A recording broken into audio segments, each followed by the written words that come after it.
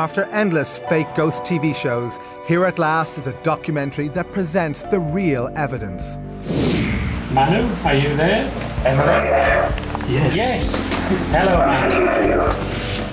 The experiments featured in this programme have been described by the scientists who witnessed them as some of the best evidence for life after death ever. We had 1,000 hours of continuous communication with the spirit world. Be quiet, be quiet, be quiet. Marie. For 5 years, the Scole experiment continued to produce a vast range of extraordinary phenomena. More than in any other experiment in the history of the paranormal. It was witnessed by hundreds of visitors and monitored by a team of internationally renowned scientists and investigators. I must stress, it changes your paradigm. What they claim to have seen and recorded is so shocking that many will find it unbelievable. The table levitated and began to spin very rapidly. I'm not at all convinced that there is such a thing as life after death. In the US, we put psychic Alison Dubois, the inspiration behind the hit TV show Medium, to the test.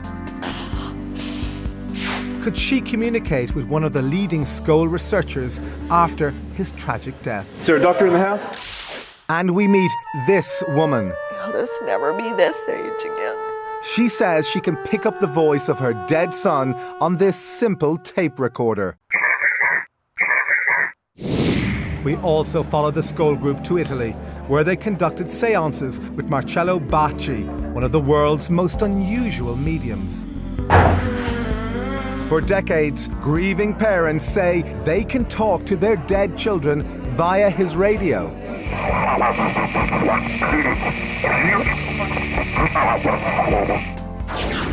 Although the experiments featured in this program provide scientific evidence for the possibility of life after death, most of the public know nothing about them. This is the first time both the Scole Group and Bacci have allowed their work to be shown together in a TV documentary. There has, in my view, never been anything like that at all, ever.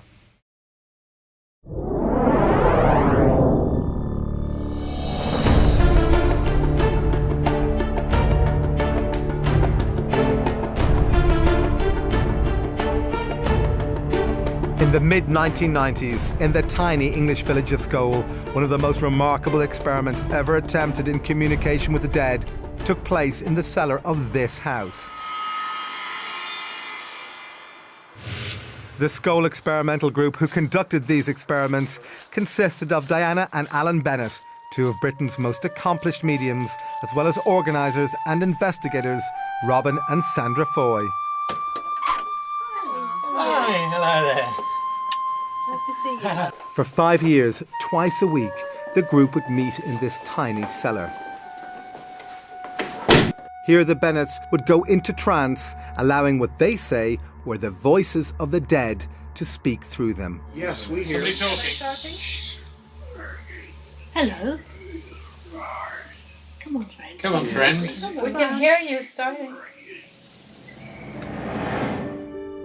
But the Scole group went far beyond this, achieving spectacular results in a claimed form of spirit communication known as physical mediumship.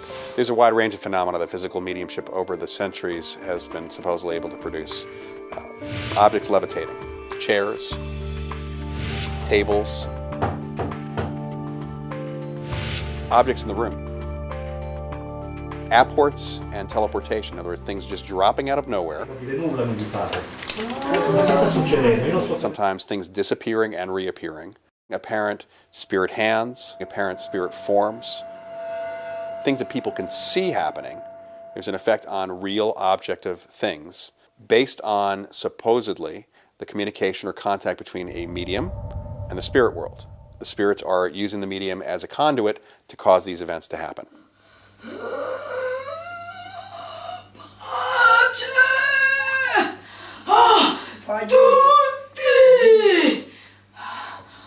Physical mediumship is entirely different from mental mediumship because everybody that's present at the time can witness what's happening.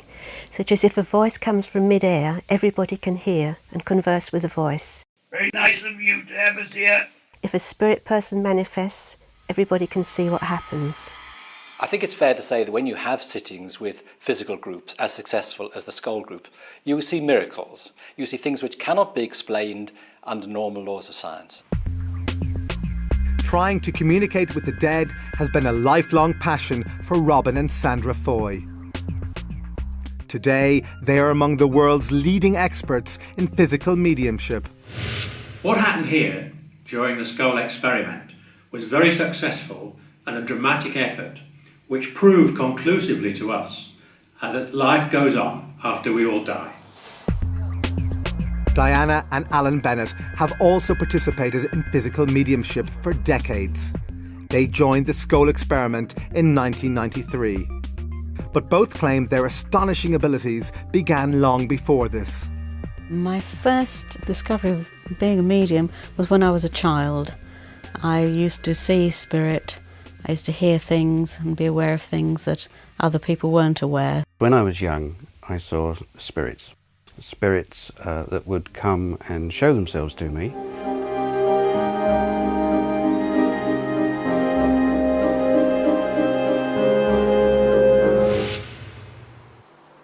I think the greatest effort come from the spirit side.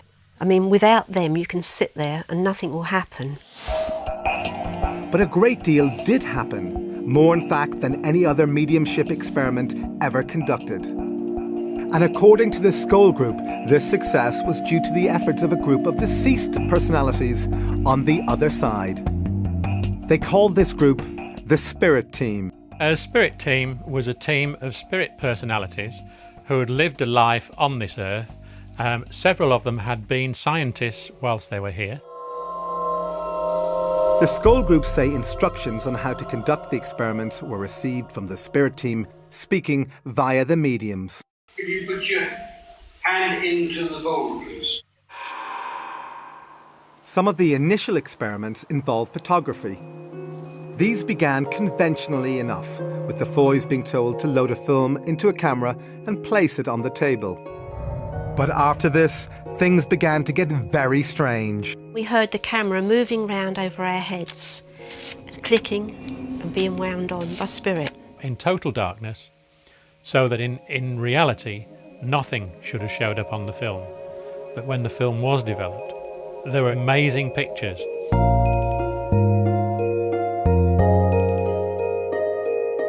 Wartime pictures of St. Paul's, of a bus that was blown apart in the Blitz. Quite amazing stuff.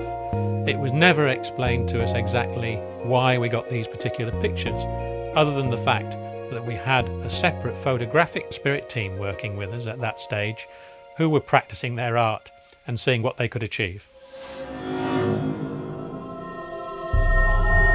Some films contained images of faces, including human faces, in various stages of formation. There were a series that appeared to represent bubbles and various other things coming together, partial faces, etc. We were told that what we were seeing were areas of communication within the spirit world.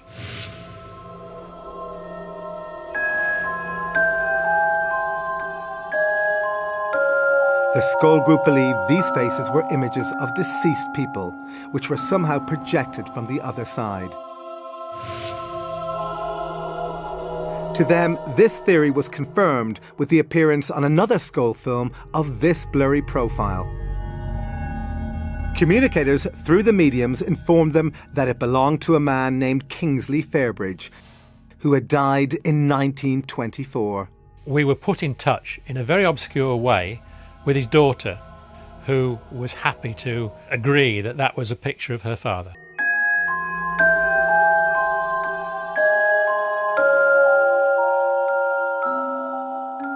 In the next experiments, the Scole group say they were able to create these images not only in total darkness, but without the use of a camera. We were asked by the spirit team to put a totally unopened Polaroid 35mm film just in its plastic container. If the spirit team felt that they'd achieved a result, we were asked to develop it. This could be done immediately in a special processing machine. You can imagine our surprise when we brought this film up, they'd never been opened, put it through the processor and viewed it, and there was images and faces and writing. How do you explain it was there, you know? In order to counter accusations that they faked these images, the group invited independent investigators to select the films. I checked the box, which was factory sealed, identifiable by the glue marks. He then broke the seal, signed the plastic film container and carried it into the session where it remained on the table. But could it have been switched? I'm 100% certain that the film I selected was the same film that was returned to me at the end of the session. The film was immediately processed in front of him. Halfway along the film, we could see a Latin statement. The Spirit team had said that they'd worked on the film, and lo and behold, there it was.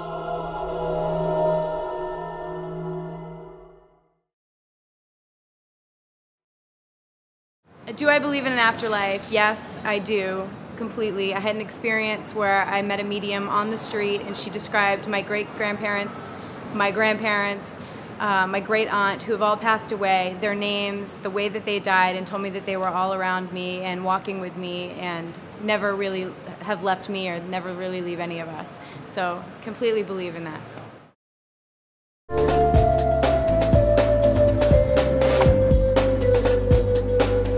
News of the remarkable events at Scole reached Italy, where the Scole group travelled to meet one of the world's most unusual mediums.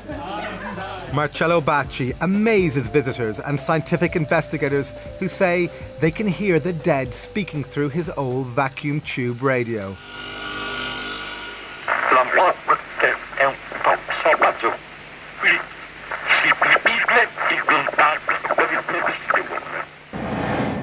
This extremely rare form of mediumship is also called direct radio voice, or DRV, and is virtually unknown to the public. With it, experimenters believe that two-way conversations with the dead are possible. But could the Scole group communicate through Bacci's radio? Manu, are you there?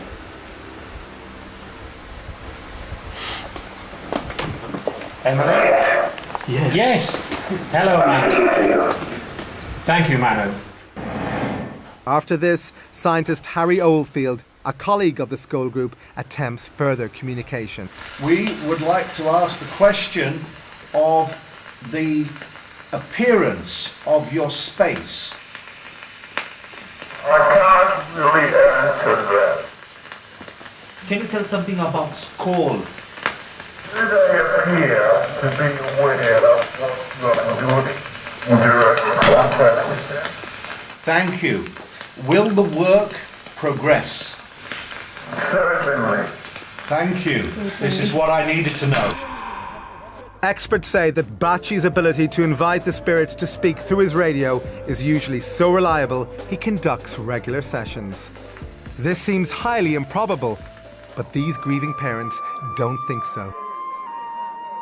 The walls are littered with pictures of dead loved ones. Parents clearly recognize the voices as belonging to their departed children.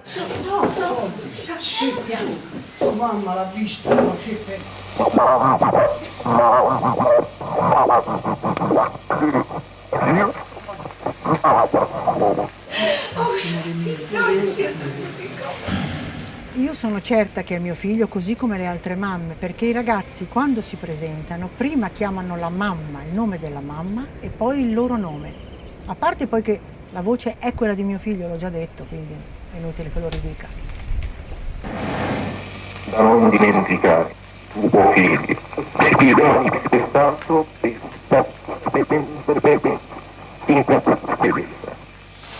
Però nel tempo ho avuto delle prove che solo io potevo sapere e che hanno dato la mia sicurezza di che questa era la prova che mio figlio era ancora vivo.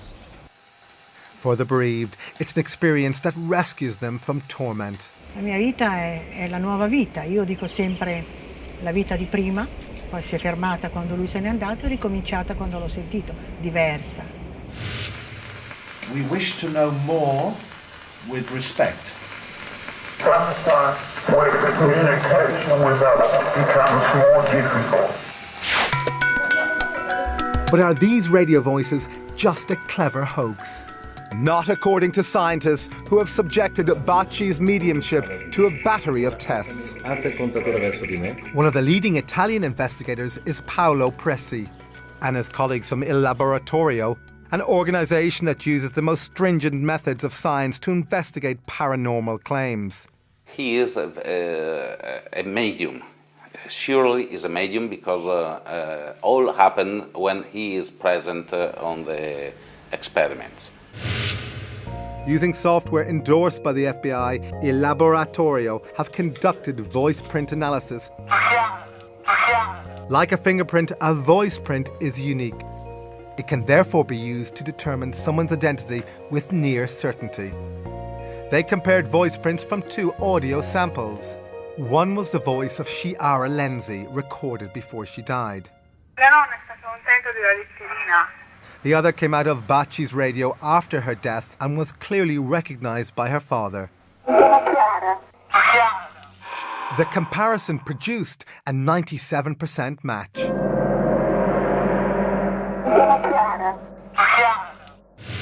Despite this startling evidence, skeptics claim that the voices could be faked by transmitting them from a remote location. But Dr. Emanuele Toriello, who has been investigating Bacci for decades, believes this is impossible. Dr. Toriello was present during key scientific experiments that he says eliminated any possibility of remote transmission.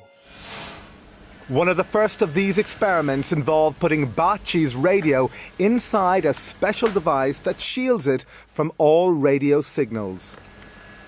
Yet still, the voices continued. We couldn't be more excited. Second point, the radio was switched off, and though the voices were going through. The third and main point, that the tube or the valves of the radio were totally removed. Still the voice were going through. So you tell me how is possible? Thank you for all your hard work.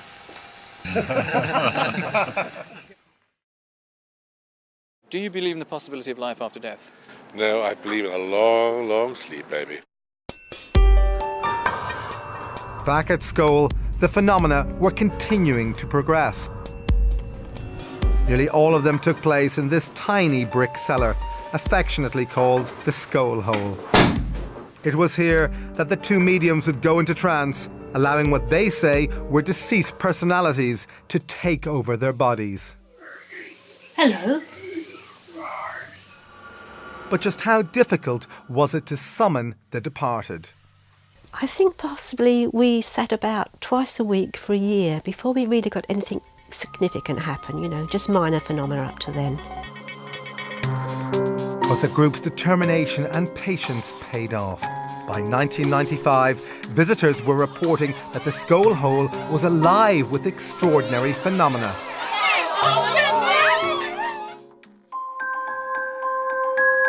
According to the Scole group, their spirit communicators requested that they place this empty glass dome on their table.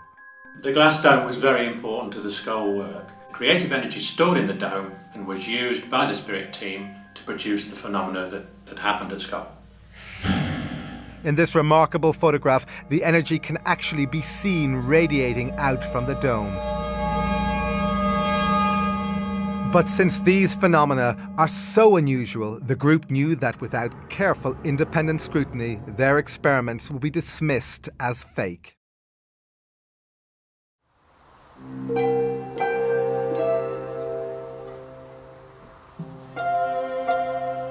Therefore, the group allowed their experiments to be monitored by a team of scientists and paranormal investigators from the Society for Psychical Research, or SPR, based in London. For over a century, the SPR has specialised in examining paranormal phenomena in an unbiased and scientific way. Among its members have been some of Britain's most accomplished scientists, including a dozen Nobel laureates. Its investigators have exposed many fake mediums. they are not easily fooled.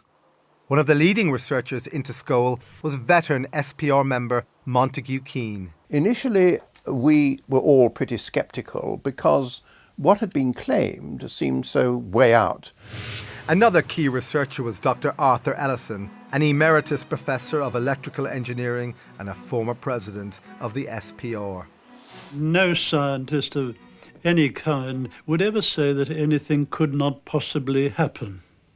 The third principal investigator was research psychologist Dr. David Fontana. Professor Fontana is one of the world's most respected paranormal investigators. Paranormal is that mysterious area behind the seen and the known world. And since most of the world is unseen and unknown, and most of the world is full of mystery, for me it's a fascinating and absorbing area. To preclude the possibility of fraud, these scientists were allowed to inspect the cellar and all its contents before and after sessions. All participants had to empty their pockets and leave their belongings outside. The cellar had only one entrance, and this door was kept locked during all sessions. Despite these precautions, the incredible events at Scole continued unabated, and the SPR investigators reported what they saw in graphic terms. We saw coloured lights, we saw materialisations, we had direct voices, that is, spirit voices talking from the air. We were touched by the spirits. We saw a whole range of phenomena which could not be mistaken by three investigators such as ourselves.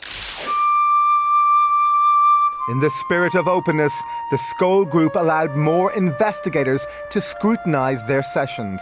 These included leading scientists from several disciplines, even a professional magician. One of the scientists was the internationally renowned biologist and author, Dr. Rupert Sheldrake. Science has done very little to investigate the afterlife or reincarnation. Most materialists assume that both of them are impossible. So there's a kind of dogmatic denial by some scientists of the possibility of these things. But I wouldn't say that was a scientific understanding. I would say that was a dogmatic, ideologically motivated dismissal. The only way to have a scientific understanding is to do the research. We had a number of different professors of different disciplines to come, and sometimes they could test their expertise against the expertise on the other side. For example, Professor Archie Roy, who's an astronomer and specialises in the movement of celestial bodies, had a discussion with the other side about celestial mechanics. And he said afterwards that he thought there were only about half a dozen people in the country who would know exactly what they were talking about. Such evidence is gold dust to researchers, as it is unlikely to have been fabricated by the mediums who possess no academic training in this area. Although the scientists found this sort of evidence impressive, they still needed to eliminate any possibility of fraud taking place under the cover of darkness. Therefore, the Scole group devised several controls to help eliminate this possibility. One of these controls involved all participants wearing luminous wristbands. These bands were attached with Velcro, so they could not be removed without attracting attention. They also requested the use of night vision equipment. We persistently asked them to accept infrared cameras, and they said not yet. It would interfere with the energy in some way. So we had to accept this with great reluctance. We were told that this phenomena could be developed in the light, but if it were, it would take an awfully long time to produce, years and years, rather than a few months that it actually took us. Critics saw this insistence on darkness as an excuse to hide fraud, but participants to the Scole experiment were not always in total darkness. Oh, look at you!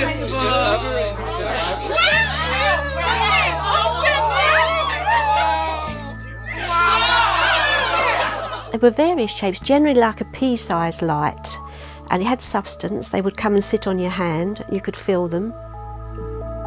They were intelligently directed and intelligently moving, and would be responsive to our wishes, whether expressed or silent. The gyrations were sometimes so rapid that it almost left like a circle of light going over here and over there. Sometimes two lights would appear and just stare at me within inches of my eyes. I thought at first that the lights must be small light-emitting diodes suspended on the end of nylon fishing line. Then suddenly a light would start to do a tap dance on the table, bouncing up and down on the table, and you could hear it click as it rebounded from the table. And suddenly it went pop, went through the table and came out the other side. Now, no nylon fishing line explanation would account for it going through an apparently solid, well, it was a solid object, a table.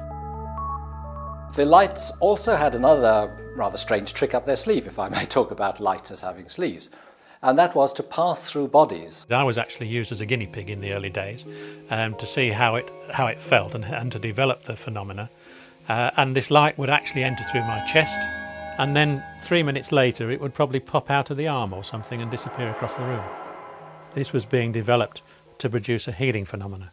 I have this bad knee, and at one point we had a light that was moving around the room and rested on my knee for a minute and suddenly moved inside my knee. Yeah, she just went into my bad knee. I could feel it moving around in my knee and then all of a sudden shot out the back of my leg and took off. The pain was greatly reduced and the swelling that had been in it that day was gone, and that was a huge, wonderful thing to happen. Visitors declared themselves delighted by these displays, but they were astonished to hear voices of what they say were spirit personalities talking through the mediums. We had 1,000 hours of communication during the Scole experiment, 1,000 hours of continuous communication with the spirit world. Be quiet, be quiet, be quiet. Emily, when did you live on the Earth? Oh, a long time ago now. 19th century? Yes. In this dramatic form of spirit communication, the mediums go into trance, during which time, they say, spirits take over their bodies and speak through them. It's the love that connects people. Right. And the rest doesn't matter a jot. So what's it like to supposedly talk to the dead in this way? It becomes very natural, and actually talking to somebody who is deceased, if you like, is a natural thing, purely and simply because it's the same as you talking to me here in this room at this very moment. There's no difference other than the fact that we are aware that they're no longer in this world. And not be frightened in any way. But could the mediums have just been acting?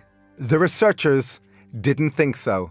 The voices were quite different from those of the mediums themselves, and the personalities behind the voices were not only quite different, but were very consistent. Even the accents were. But it wasn't just the consistency of the accents that impressed the researchers. They reported that the personalities also remembered every detail of all conversations spoken to visitors over a 5-year period. Add to those skills the ability to read minds. This apparently occurred when a female spirit spoke to the group. She would tell us what was going to happen, she would comment on what we were doing, and sometimes what we were thinking. She would answer our questions quite frequently before we'd actually asked them, which was quite embarrassing sometimes. Thank you for your warm appreciation of what we're trying to do. This communicator identified herself as the spirit of a Mrs. Emily Bradshaw. And Mrs. Bradshaw, who was a very commanding figure, a lady of the upper class Victorian or Edwardian lady, well, she sounded like that. We continue from our side of life to influence people still in the body. But what evidence was there that these voices were really from the deceased? We knew that we were communicating with deceased personalities because a number of people who communicated with us were able to be identified by independent witnesses at the time who could testify as to them being people they knew, evidence which couldn't possibly have been known by anybody else. But what's it like for the mediums to have these ethereal communicators speak through them? Those sensations become more and more intense and build up to a point where I feel the personality actually taking part of my senses over. I become more and more unaware of my own body and also more and more unaware of my own thoughts.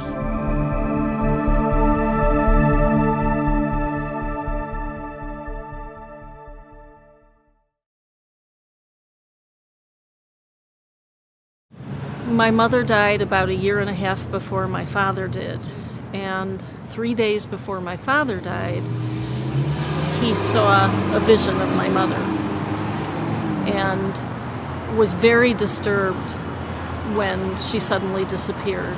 And I believe that his death coincided with that vision of her and wanting to see her again.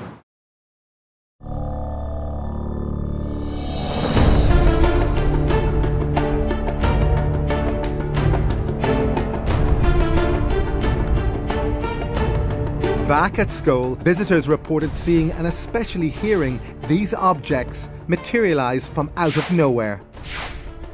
In the language of physical mediumship, these objects are called apports.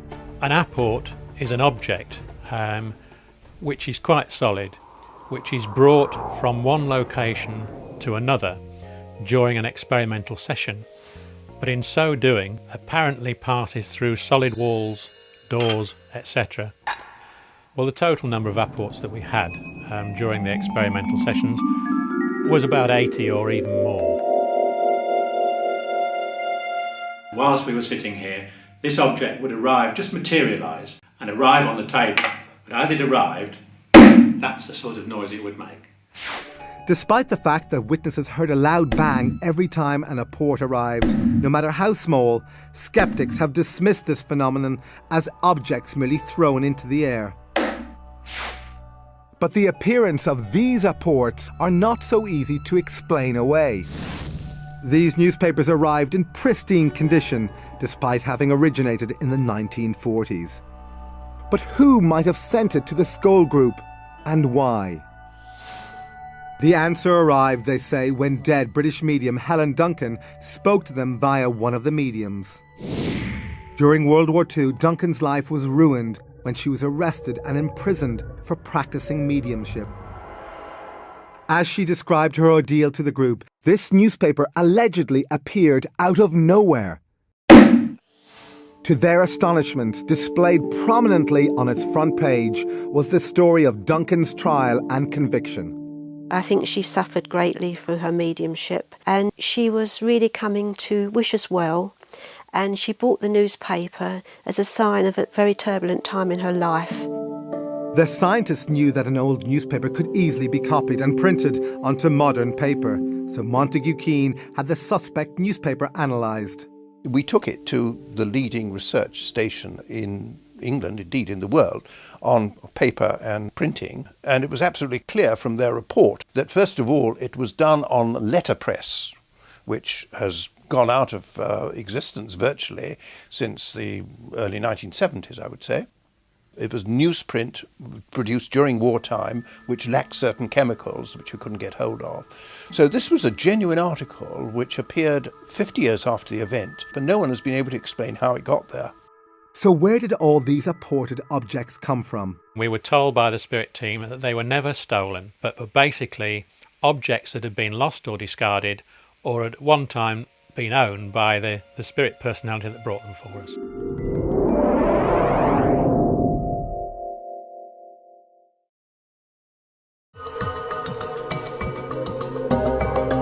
Back in Italy, we were given unique access to film one of Bacci's private seances. But Tim, now you have to sit somewhere and sit. Not in my back. Not in my back. Somewhere that you can, yes. Despite the loss of this camera, we were allowed to continue using this night shot camera to record the seance, which took place in total darkness.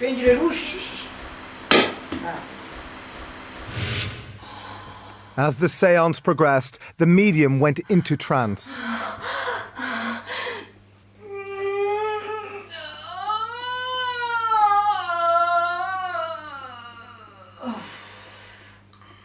We were hoping to capture what visitors to Scole said they had witnessed, the levitation of solid objects.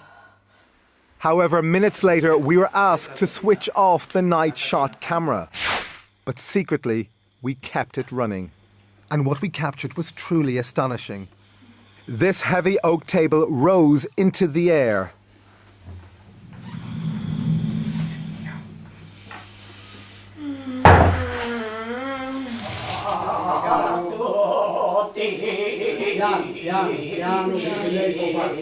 But levitations were not the only phenomena we witnessed during these seances.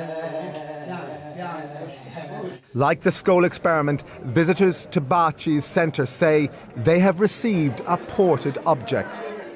This woman is one of them.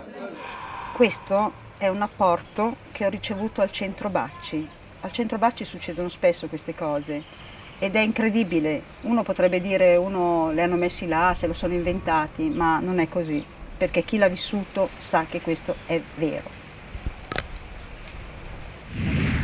Once again, we were permitted to use night shot cameras in the hope of capturing the arrival of an apport. We were not disappointed. With the medium in trance, the camera crew were astonished when, out of nowhere, they felt these flowers falling on them. Che sta succedendo? Io non sto capendo nulla di fare. Che sta succedendo? Io non sto capendo bisogno di With the lights on, people reacted in amazement at just how many flowers had appeared. This one is gone in his head.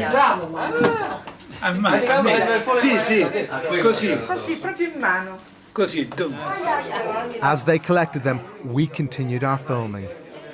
You see, it has been ripped. It has been ripped. See, it is fresh. Although we saw no signs of trickery, this séance was not conducted under controlled conditions.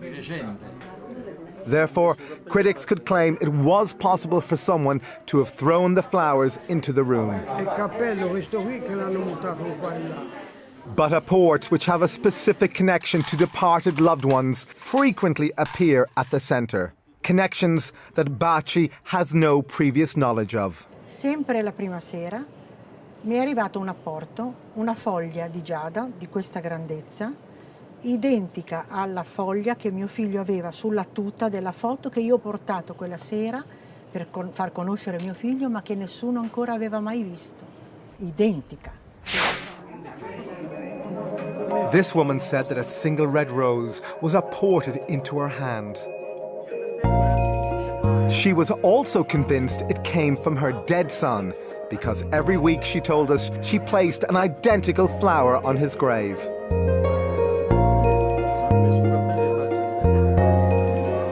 As impossible as it sounds, could this rose really have been sent from the other side?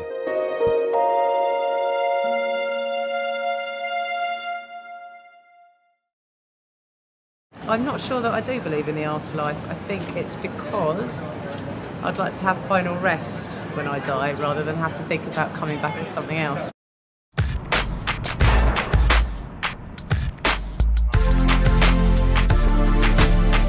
Back at Scole, the phenomena were continuing to progress.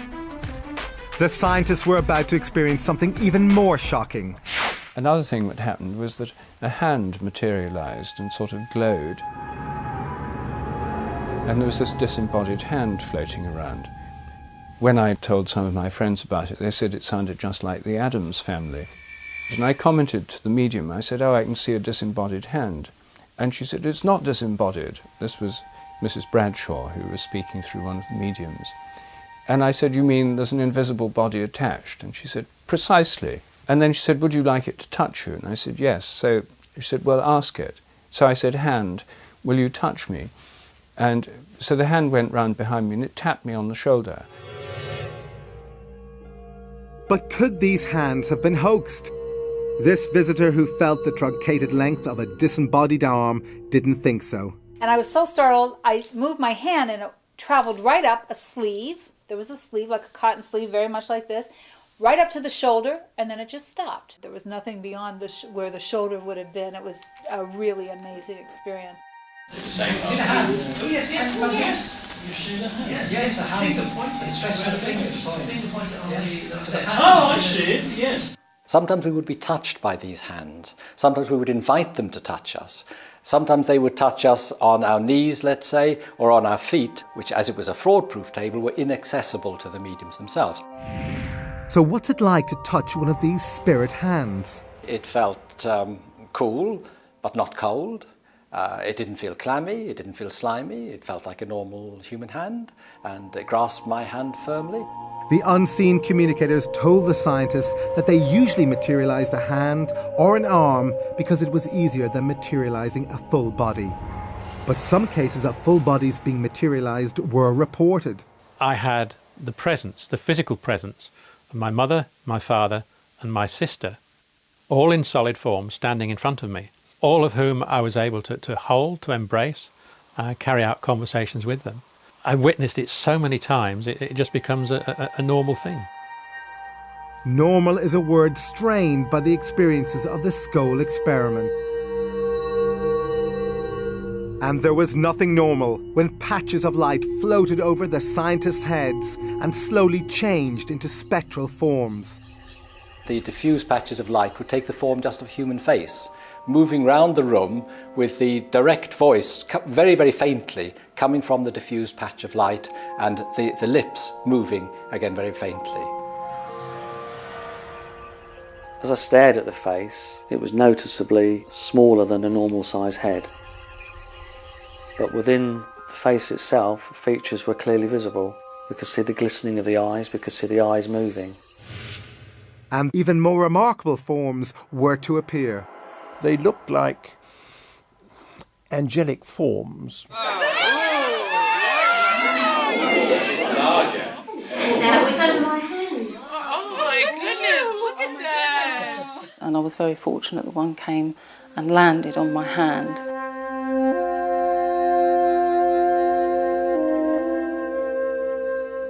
And just the energy that you felt from it when it connected with you was a lovely experience, and it just felt like an overwhelming feeling of love. These were great experiences, you see. Again, I must stress, it changes your paradigm. You go in thinking none of this can be true, but after experience, after experience, after experience, it gradually dawns on you, hey, there's something going on here that we can't explain by normal scientific laws, but which nevertheless exists.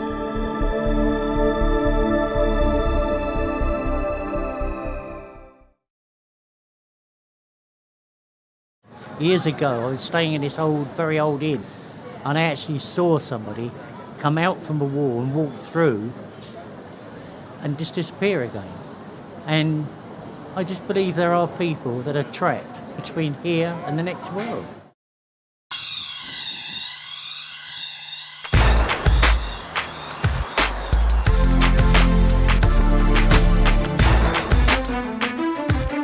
The experiments featured in this programme have been described by the scientists who witnessed them as some of the best evidence for life after death ever.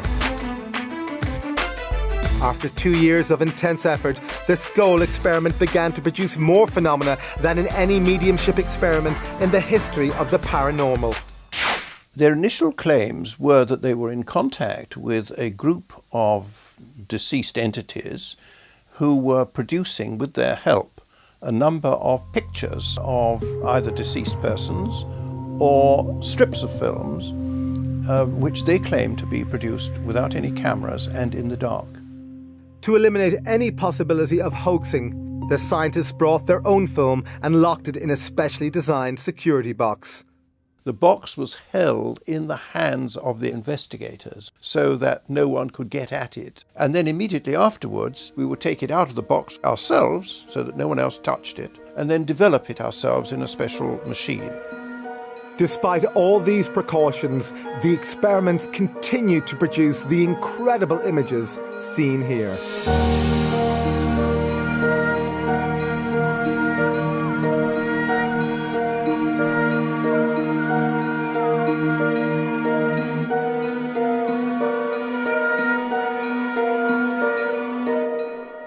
They were able to achieve whole lengths of film, sometimes up to as much as 4 feet, with various words, symbols, messages, all sorts of different things on that film. Other films contained poems in centuries-old German and fragments of Greek, Chinese, Hebrew, Latin, and even Sanskrit. The Scole group were ordinary people with no knowledge of these languages.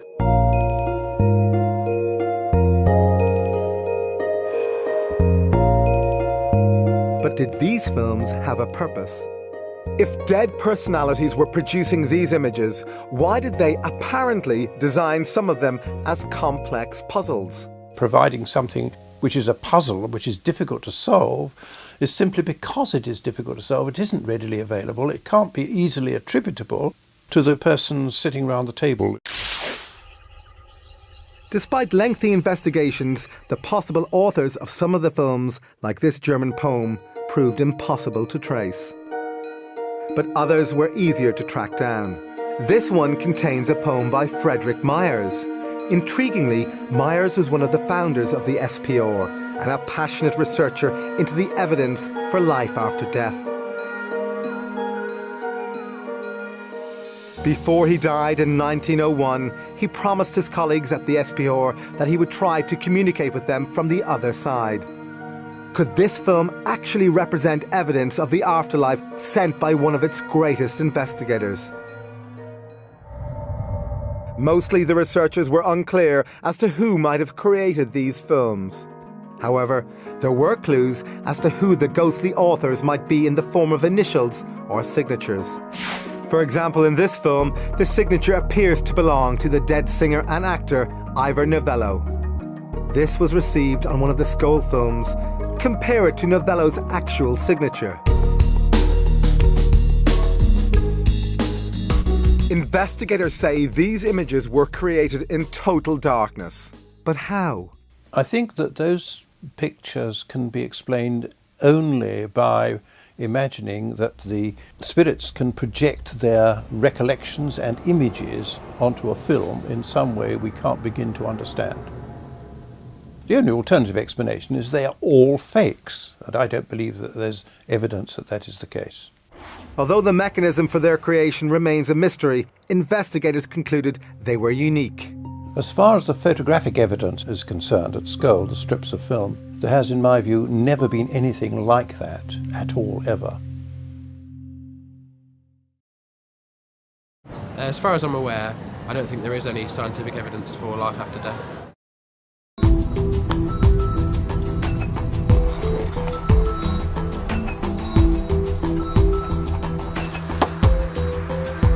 Spurred on by the photographic experiments, the Scole group began a series of video experiments called Project Alice, after Alice through the looking glass.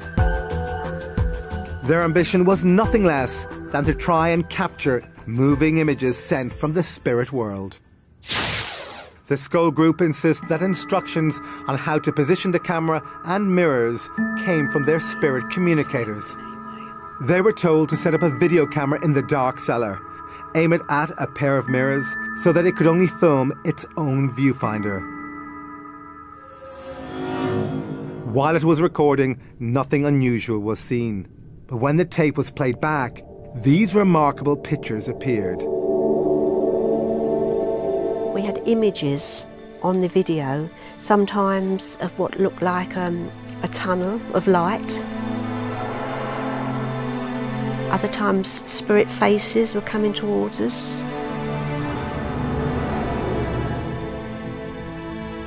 Sometimes what appeared to be a doorway moving.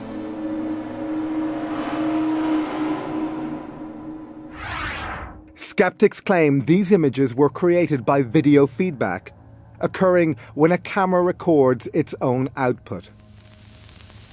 But scientists have ruled this out. Video feedback doesn't produce this kind of result. As to what these extraordinary pictures represent, we can only guess, since their meaning was never explained to the Scole group.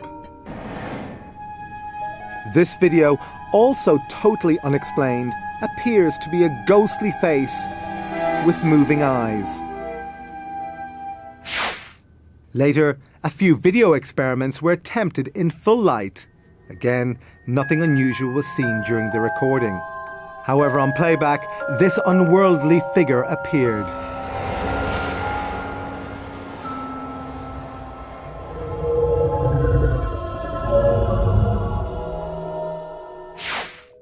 But was it possible for the Scole group to have faked these images? Not according to the investigator who monitored these experiments, Swiss lawyer and businessman Dr. Hans Scher. There's absolutely no possibility that this film could have been prepared before, because I selected one of the video films which was in its original packaging, which I opened. I took the film out, I signed the film, and I put it personally in the video camera. He inserted it into the camera. We never touched at any stage the camera or the film. When we played the film, it showed at the beginning a number of bubbles of various colors.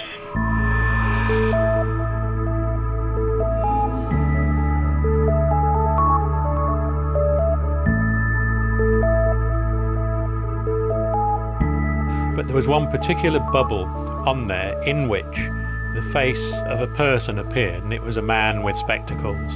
Although Dr. Scher did not recognise this face, the Scole group thought it might have belonged to someone who was trying to communicate with him from the afterlife.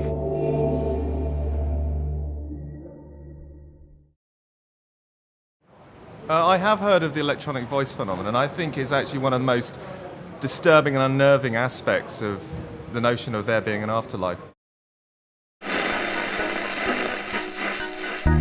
Attempting to capture spirit voices via technical devices like radios and tape recorders has a long tradition that goes back to the last century. Today, there are tens of thousands of people around the world who say they have captured the voices of the dead on simple tape recorders.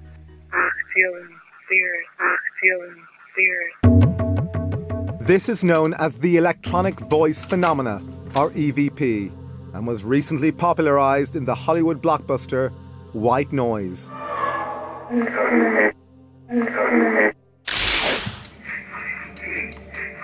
Despite the Hollywood treatment, EVP has been the focus of serious scientific investigation. One of the leading researchers is Alexander McRae, an electronics engineer who has worked on communication systems for the space shuttle.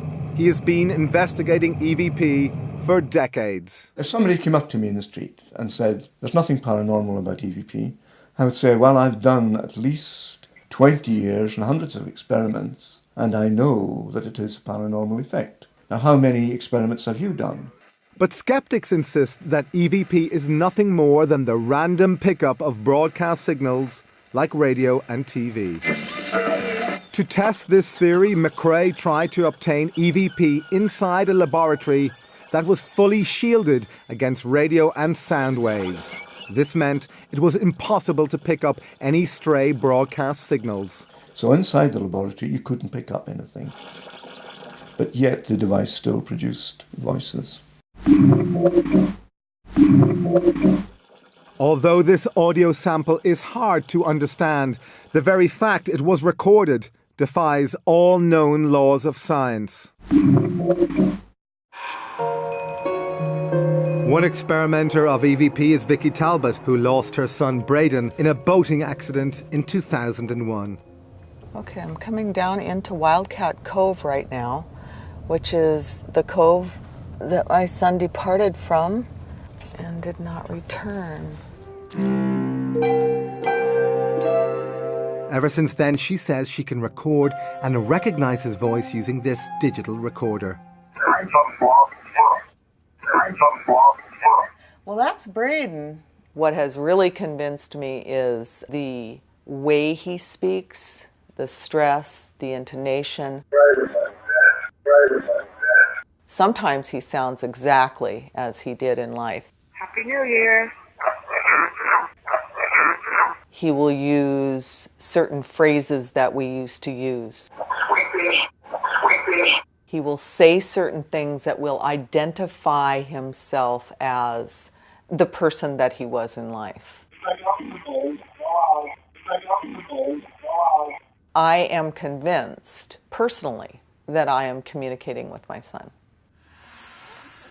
Like visitors to Scole and to Bachi's Centre, EVP practitioners find comfort in the belief that they can still communicate with loved ones. But even this conviction can't make up for the unbearable burden of losing a child.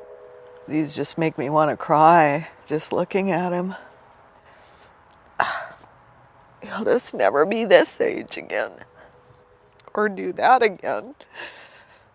What matters is the love that you have for your family. That's what really matters, and not to screw it up, and to remember they can be gone in a flash.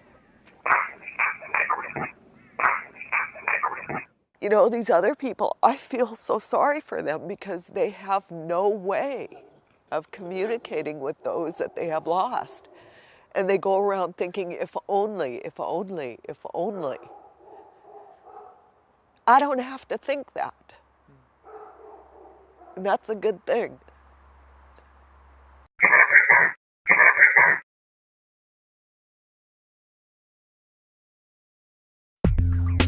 Although EVP provides some comfort to the bereaved, practitioners say that the voices are often unclear, always one way, and frustratingly short.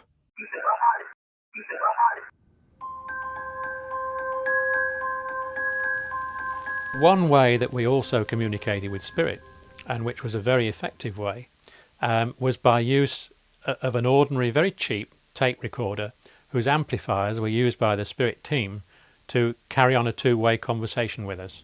We inspected this machine and found it was completely normal. Earlier, its built-in microphone had been removed to eliminate the possibility of recording anything. When the machine, which contained a blank cassette, was activated, witnesses were astonished when they heard this voice asking them a question. Yes, Scole experimental group. Experimenting with audio and yes. Historic moment it is. The Scole group say that their spirit communicators suggested ways of improving their experiments. For example, they told Professor Ellison, one of the SPR scientists, how to build a device for boosting communications via the tape recorder. But this information arrived in a very strange way.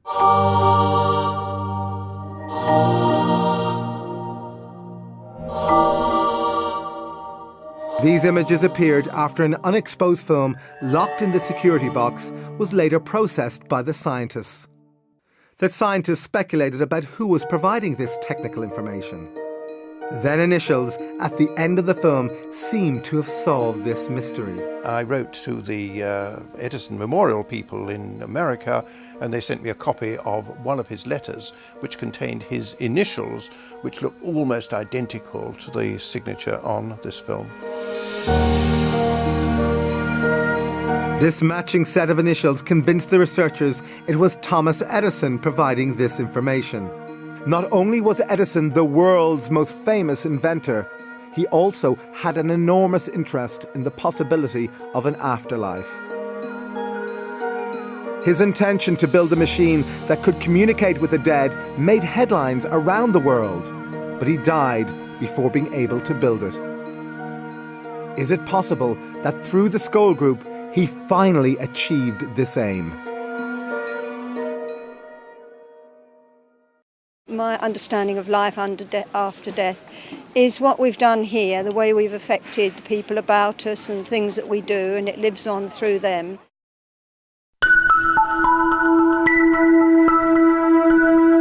Spirit voices speaking through the mediums. Spirit communication written on sealed film in locked boxes. All these incredible phenomena. But could the scientists have been tricked? Skeptics are often unaware of the amount of experience and the amount of knowledge that goes into investigations of this kind. Between the three investigators, you could say we'd had 50 years and more. We know all the tricks. I don't see how it could be faked. It's impossible.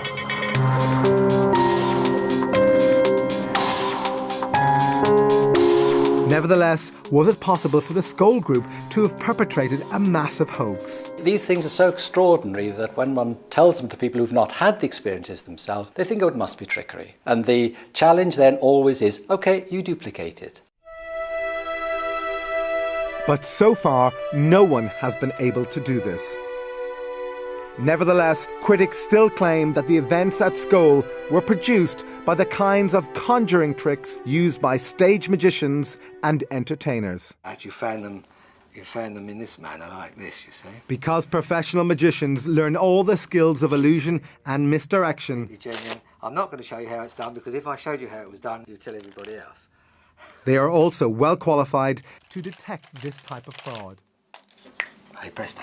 With that in mind, James Webster was invited to scrutinise a number of Scole sessions. Webster is a member of the Magic Circle in Britain and has been a professional magician for over 40 years. Well, I had an opportunity to view the cellar. I could see no magic props or anything which made me feel inclined to think there was any hoaxing or trickery. But could he replicate the events at Scole? I could not do it myself as a professional magician, and I don't believe in any magician that I knew could do even the lighting, let alone the other phenomena that I witnessed.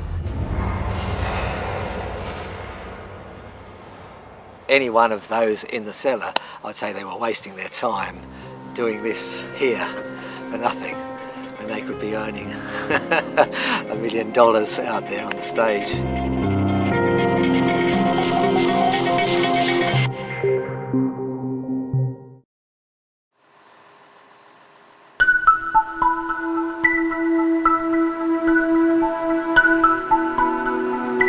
In 1999, after an exhaustive 2-year investigation, the investigators published their conclusions in the SPR's official proceedings. They were looking for evidence of a hoax. They sifted evidence for signs of fakery. But did they find it? If you take all the phenomena within the whole of the Scole experiment over 2 years while we were there, I would say that the possibility of fraud and faking was nil.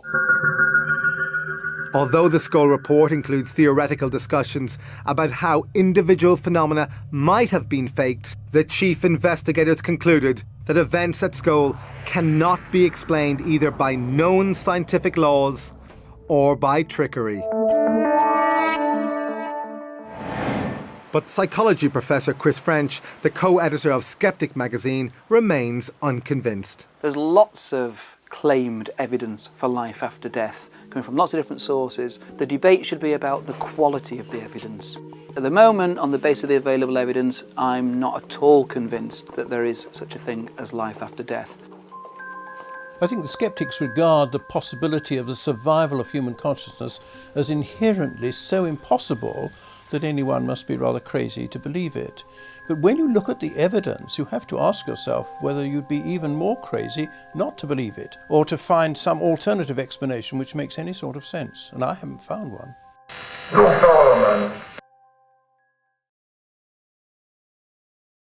When we die, we go into another world, a lot of worlds, 3,665 worlds. How can you be so specific? Because I read it in the Bible. News of the amazing events at Scole spread around the world. In 1997, they were invited to hold sessions in 4 European countries and the United States. Some of the most successful sessions occurred in the Los Angeles home of Brian Hurst. We wanted to see whether it could also take place so many thousands of miles away from Scole, here in Southern California. Hurst's converted garage was the venue for 8 sessions. As many as 30 people attended each one. Oh, hi! Hello, Cynthia. Hi, nice how to are see you? you. Great. Before each session, investigators carefully inspected the room. Many people went in at different times before the sessions, and there was no paraphernalia, there was nothing hidden there at all. Despite being interviewed a decade after the Scole experiment, these witnesses are still profoundly moved by what they saw. There was so much phenomena going on, it was really overwhelming. As with most sessions, visitors began by sitting quietly in total darkness. Then they started hearing the voices of the spirit team speaking through the mediums. Be quiet, be quiet, be quiet. Marie. Then the darkened room burst into life. See that claw? Look at That is awesome. Wow. It's like a firefly. Like fireworks. And then it would go up to the rafters of the garage and come down and thunk hard like a big rock hitting the table and then disappear. Just gone through the table. As well as these amazing balls of light, furniture in the room began to move. We had a table in the center of the room that had crystals on it. It's moving. The table is indeed levitating. The table levitated, was turned on its side, and began to spin very rapidly. The crystals never fell off. Even if there hadn't been crystals on the table, it would have been impossible to have turned the table sideways and rotated it with the speed at which it rotated. And we could see this because there were luminescent strips on the table. And it began to spin around actually so rapidly it almost looked like a pinwheel. As well as familiar spirit communicators, other voices the group say belong to dead relatives also attempted to communicate. We're several Someone for Shirley. Yes? Sure, there's a message. Dad? Speak to him. Hi, Dad. I really do feel that my dad came and he was the one who put his hands on my shoulders. Oh. The way we were situated in the room, my chair was right up against a wall, and there was no way another person could be behind me. Then another hand appeared in front of them. But who did it belong to? There was a particular communicator called Reg Lawrence, who was an engineer in his lifetime and who became very expert at producing voices from midair. Hello, Red. Hello, Brian. Very nice of you to have us here. He just touched my hand. Oh, yes. Oh, he's stroking it. It's slightly cold, but it's flesh. He's shaking my hand. Oh my God. Oh, Rex, you've made my year. You made mine. As usual, Lawrence did not communicate through the mediums. Instead, the group could hear his voice projected from different parts of the room. Some of the voices were moving around the room, even high up in the rafter area, that somebody would have had to climb up on a ladder to get up there, and there's no way that was happening. The spirit team also came to be regarded as healers by the participants. Has it gone inside you, that light? It's in my chest right now. It goes right there around my heart, and I have a little bit of a heart problem. I was diagnosed with cancer, and a very fast-moving, dangerous cancer. I sat with Scole, and probably 2 to 3 weeks later, I had biopsies again, and they came back completely negative. All of the visitors attending the LA session said the experience changed their lives forever. When you walk out of that room, you definitely feel like you've been exposed to something very extraordinary. We actually saw the spirits. And that's got to be positive evidence for survival. We do live on after death. They certainly proved that to us that night. Being survived in Auschwitz, and also my parents were killed in Auschwitz, including my 11-year-old brother, who was killed on arrival with my parents, and I just cannot accept it that that should be the end of them.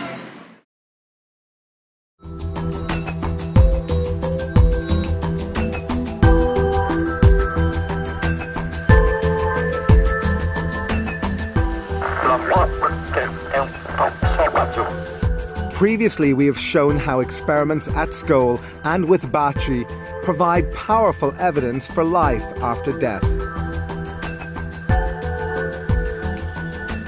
But some researchers think there may be another possible explanation. Could some of the remarkable events shown in this film be the result of human paranormal abilities like psychokinesis, the claimed ability of the mind to directly affect matter? There's an enormous amount of evidence for the existence of psychokinesis. In the laboratory, we're talking mainly about the evidence of human consciousness on random number generators and very small events that can be totally controlled. There is clear evidence that people can affect things. One of the most famous practitioners of psychokinesis, or PK, was a Russian housewife called Nina Kulagina. Kulagina was able to demonstrate her abilities under strictly controlled conditions in front of a team of scientists. Researchers who investigated her were convinced she was able to do this solely by the power of her mind. So could the Scole group and their visitors unwittingly have created some or all of the phenomena using mind over matter? As an explanation, although it's not more than just simply a label to it, this is psychokinesis in physical mediumship. Whether it is a spirit working through someone, a spirit acting directly on an object, or the medium's mind causing the things to move. Say there were real mind over matter effects going on as opposed to conjuring tricks. Then how do we know they were coming from the minds of the disembodied people rather than from the minds of the mediums who were sitting in the room? There is no definitive answer to this question. But the theory that these phenomena were due solely to psychokinesis from the living seems improbable, since PK produced in laboratories tends to be weak. Therefore, mind over matter from the living is unlikely to explain the huge range of phenomena featured in this film.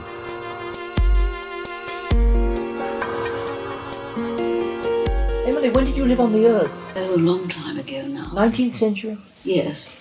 We simply have a number of clues of information which was extremely unlikely to have derived from the subconscious mind or the conscious mind of the medium. And the more impressive those are, the less likely it is that you can say that this is an aspect of mediumship. And the more likely it is, it's an aspect of discarnate communication.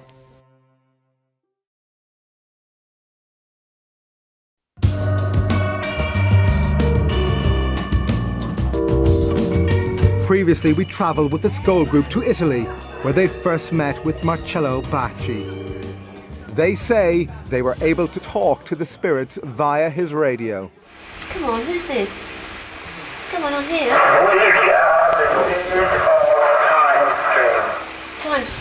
Time stream. But when the Scole group visited Bacci in a later session, he was having problems.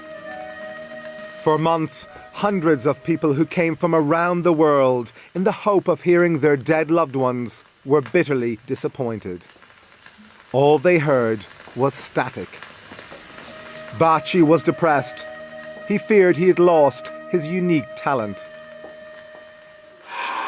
Then, in an extraordinary piece of luck, as our cameras rolled in an interview with Bacci, the radio, which had been silent for so long, burst into life. Chiudete tutto!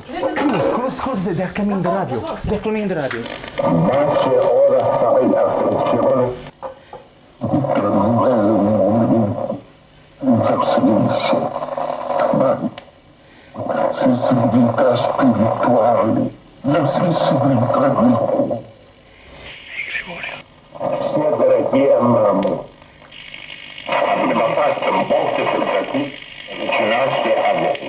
Grazie Gregorio, però ci sono, vi prego, stasera sapete. Bacci's drought was over. When the radio voice stopped, there was celebration. Mamma mia, mamma mia che gli hanno detto. Bacci felt he'd regained his ability to communicate with the spirits. But then joy turned to disappointment as he thought he had failed to record the voice. Madonna, non è partito. No. Era solo il tuo. No, era partito, l'ho spento io, vai. L'ho già messo indietro. Ah, te? Mi fa sì. Poveretto, l'ho desiderato. Io poi dico, ma l'ho messo io indietro. Once the recording was transcribed, Bacci told us the voice belonged to a spirit called Gregorio, a Catholic friar who had died many years ago. Later, independent researcher Dr. Toriello read the last part of this ghostly message. Man, he passed his time just deceiving himself, okay? But when all of you will be here, where we are, okay? Then you will find the answer to all your questions. I'm sorry, I cannot say more.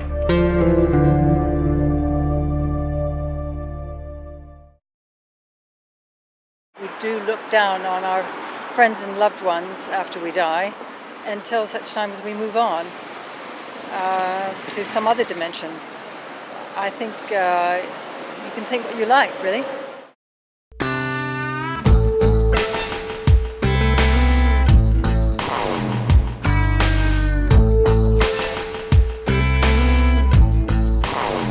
Despite the evidence from Scole and Bacci,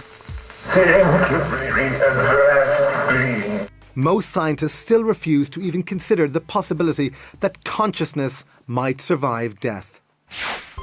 Dr. Rupert Sheldrake, the internationally renowned biologist and Scole investigator, offers an explanation. There's a dominant materialism in science that grew up in the 19th century. It's become part of the culture of science, but it's really a dogmatic belief system rather than a testable theory. What this means is that scientists have become completely focused on the things they can both measure and replicate in labs. Within science, based on a materialist point of view, the mind is the brain. So anything that suggests the mind might be more than the brain goes against the theory, and therefore most scientists don't want to know about it. Another prominent scientist not convinced that consciousness is solely the result of brain activity is Dr. Charles Tart. But that's just a small part of the spectrum. Dr. Tart is Emeritus Professor of Psychology at the University of California and a leading researcher into the evidence for life after death. The idea that survival of bodily death is impossible and that we're nothing but our brains and bodies is really a function of an outmoded view in science, a Newtonian worldview. Now, the Newtonian worldview works very well for everyday events, but one of the most interesting things about modern science, especially when you look at stuff like quantum theory, is that the world is far more mysterious than we think.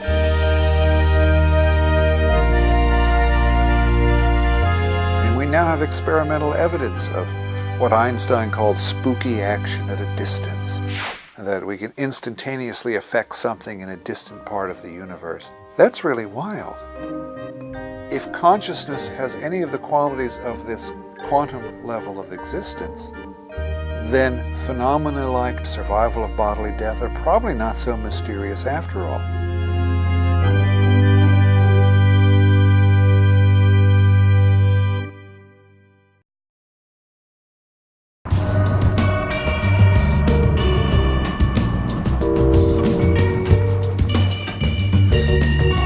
But could quantum theory explain one of the most shocking experiments conducted at Scole? This particular experiment was perhaps the most important experiment of the whole series. Previously, we showed how visitors reported seeing these balls of light appear before them. It's like fireworks. On this occasion, one of them flew inside a large quartz crystal. The crystal then levitated. We could see it glowing, and then descended into a Pyrex bowl. Then Arthur Ellison was invited to pick it up. He picked it up and satisfied himself that it was there and it was glowing, and he put it down again. He was asked right away to pick it up again. He tried to, and his fingers closed right over it. It had dematerialized. There's nothing there, yes, it looks the same, but there's nothing there. Then he was asked to pick it up again, and it rematerialized in his hand. Oh, I can feel the crystal now. Now this dumbfounded him. This is what finally convinced him that this was real, because it couldn't have been faked in any way. And he had his head right over the top of the bowl in order to ensure that no hand or no instrument could interfere with it. Of course, we were totally amazed by this. Things do not materialize and dematerialize. This is against all the laws of nature. We're trained scientists, of course. We know how the world behaves, and it doesn't behave like that. When you really think what we're experiencing now, yes, it's amazing. Miracle, yes. But what does this remarkable demonstration tell us about what might happen after death? The spirit team told us that the experiment with the crystal in the bowl gave a good example of what happened when we die, in that the essence of the crystal remained even when the physical part of the crystal had been removed. Our bodies represent the physical part, but the essence of ourselves remains the same. This, if you like, can be termed the soul.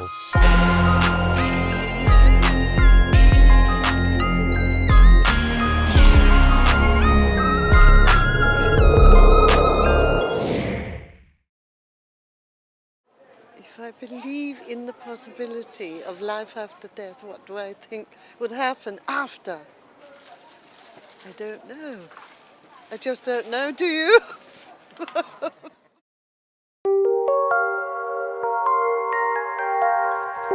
Well, I don't particularly want to have anything other than pure death, and I would rather not believe in survival, but I find it impossible to be intellectually honest and not believe in survival. Tragically, during the production of this film, Montague Keane died.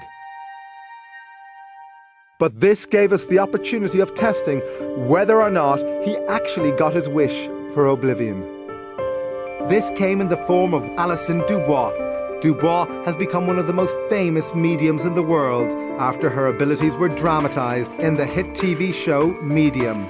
That's huge. When things come through that strong, Huge. I can't get out. We visited the University of Arizona, where scientists were testing the abilities of America's top mediums.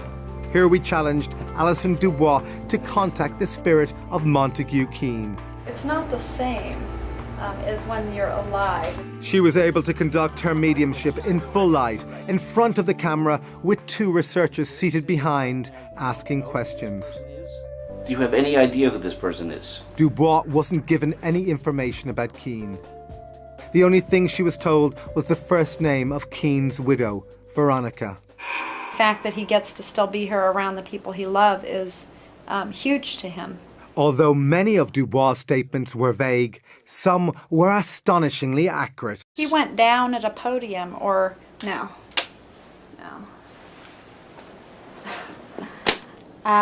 He's showing a man falling at the podium, like, and falls, and he goes down at the podium. Okay.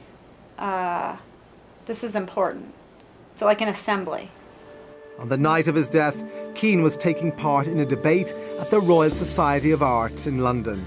While defending his position, his voice faltered mid-sentence, and he died. Many distinguished scientists spent many years studying. Take a rest. No, I don't even know what it means. I mean, he's making me feel like either he had a heart attack or his breath was taken from him, but he's showing him knees buckling and going down. Is there a doctor in the house? People jumping up, like everybody rising. He goes down and they go up. Right. Also, there would have been like a banner announcement or a banner hanging of what this conference was or whatever it was. He's kind of laughing and he's like, way to go out, like way to leave this world, right there and then. Dubois stated that Keane is now as interested in communicating with the living as he once was in talking to the dead. To try and understand better, like to understand the other side, what you guys are seeing that's right and what's not right, and almost to like try and help make that clearer.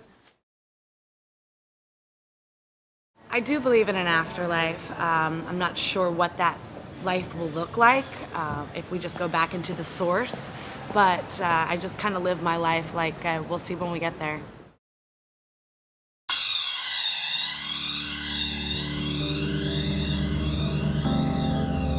Although some researchers continue to question whether the experiments featured in this film represent convincing evidence for an afterlife, for the leading investigators and participants, there is little doubt it does. We actually saw the spirits.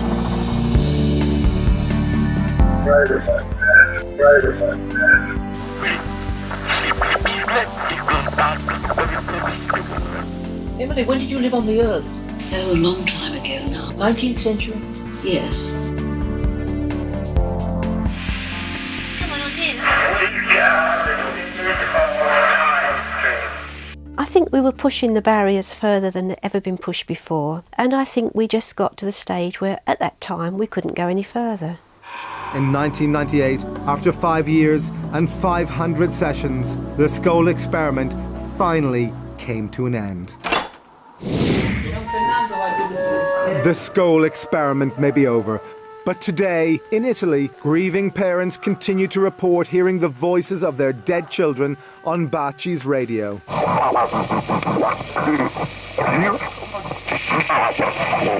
And Vicky Talbot says she continues to receive the voice of her deceased son, Braden, via EVP.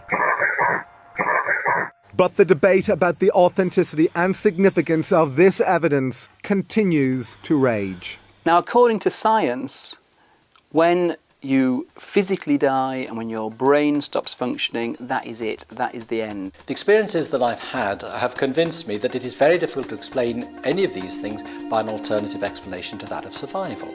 You're not going to win everybody. I mean, you're not going to be able to ever have everybody believe that there's another side. That's just not going to happen. I hope the significance of those experiments will literally be to make people think, to stop and think, and look at their own lives, to look at where they're going, perhaps to be better people.